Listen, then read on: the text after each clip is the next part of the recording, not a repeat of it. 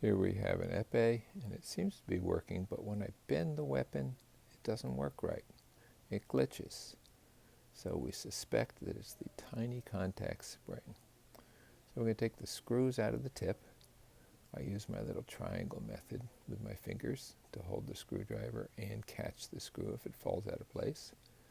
Take the screws out, take the tip out, take out the large spring, that's the one that holds down the weight, and then look at the spring, the tiny contact spring in the tip. And if you notice, I zoom it in here, it's crooked on the end. It has somehow gotten deformed on the end of the spring there, and that's why it's not contacting properly. It can't be fixed, so we're going to take it out. Gently pull on it. I like to actually spin the tip a little bit, try to gently get that screw out. If it breaks in place, it'll ruin the tip. So pull that spring out. Once it's out, then we can put a new spring in. You take a new spring and you line it up and you gently twist it on. I twist the tip, hold the spring in place, and twist the tip to get it onto that spring.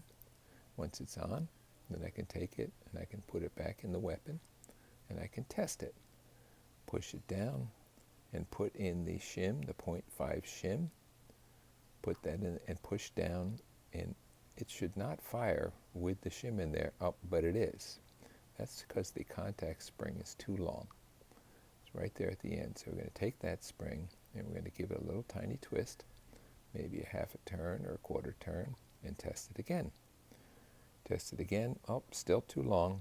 Give it another quarter turn. Gently turn it. Use it like a little screw. Spin that spring and it gets shorter and shorter.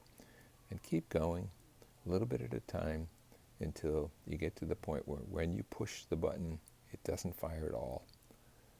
The shim holds it back. You're going to want to get it pretty sensitive, so just turn a tiny bit at a time, especially when you get towards the end, so that it just barely protects it from touching. So there you go. So now you've got the tiny contact spring the right length. You're going to put it back together.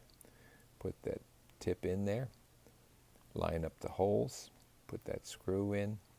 I like to go a little bit backward before I go forward, and then tighten it down. Make sure with the screws that you put them in the grooves so they don't strip the thread, and then test it one last time and bend it, and look at that. It's fine. It fires beautifully. You're all set.